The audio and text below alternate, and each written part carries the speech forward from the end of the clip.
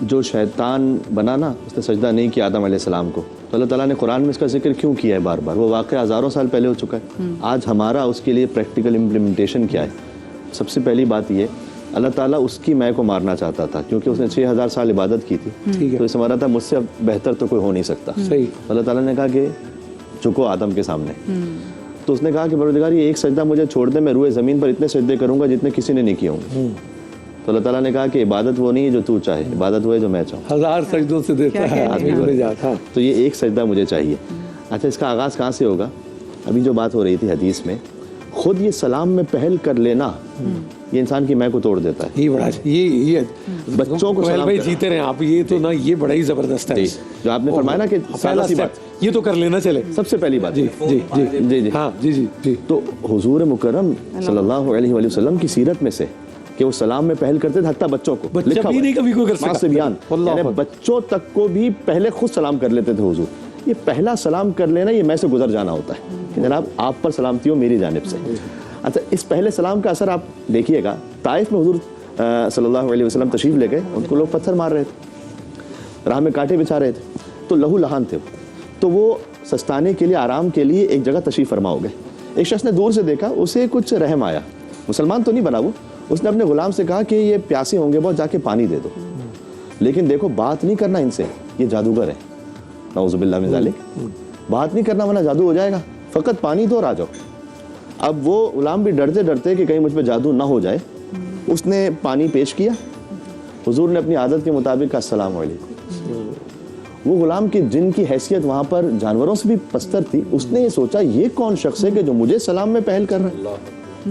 تو اس نے کہا کہ اس نے بھی سلام کا جواب دیا ہوگا اپنے کوئی ٹریڈیشن کے مطابق. تو کہا آپ نے مجھے سلام کے لائق سمجھا؟ تو حضور نے کہا کہ کہاں سے ہو تم؟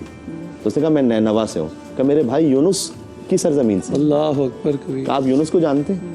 کہ میں انہی انبیاء کے تسلسل کا ایک نبی ہوں اور خاتم النبی ہوں. وہیں بیٹھ گیا چند لمحوں بعد اشہد ان لا الہ الا اللہ اشہد ان محمد رسول اللہ.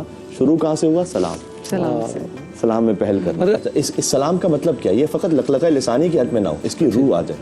السلام علیکم کا مطلب یہ ہے کہ آپ پر سلامتی، یعنی میری جانب سے آپ کا نفس، آپ کا مال، آپ کی عزت، آپ کی آبرو محفوظ ہے، آپ سلامتی میں.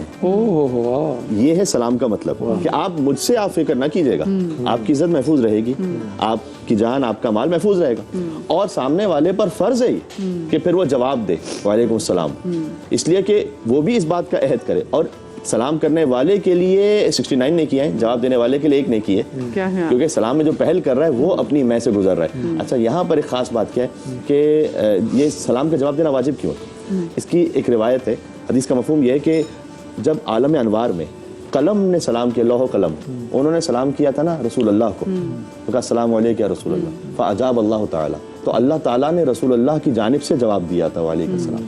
تو چونکہ سلام قلم نے کیا تھا تو سلام کرنا سنت ہوا اور جواب اللہ نے دیا. تو یہ جو نبی پر بھی درود و سلام ہے نا، آپ دیکھیں یہ ایک ایسی عبادت ہے، فقط یہ ایک عبادت ہے جس میں اللہ شریک ہوتا ہے. جی جی. اللہ نماز تو نہیں پڑھتا، فرشتے اللہ خود روزہ تو نہیں رکھتا، روزہ تو ہمیں رکھنے کا حکم ہے. لیکن ان اللہ وملائکتہ یصلون علی النبی یا ایھا الذین آمنوا صلوا علیہ وسلموا تسلیما، یہ وہ درود شریف کی عبادت جس میں اللہ سبحانہ وتعالیٰ پہلے اس عبادت کو، گویا عبادت تو ہم کرتے ہیں لیکن اللہ پہلے اس عمل کو انجام دیتا ہے، فرشتے انجام دیتے ہیں. پھر ہم سے کہا گیا، وہ ایک کسی شخص نے ایک صاحب سے پوچھا، ولی اللہ تھے، ان سے پوچھا کہ آپ یہ بتلا سکتے ہیں کہ اللہ اس وقت کیا کر رہا ہے؟ انہوں نے کہا یہ تو بتلانا بڑا مشکل ہے کہ اللہ کیا کر رہا ہے. کہ ہمیں ایک بات معلوم ہے کہ اللہ کیا کر رہا ہے، ان اللہ و ملائکتہ یصلون علی النبی یا ایھا الذین آمنوا صلوا علیہ وسلم. کیا کہنے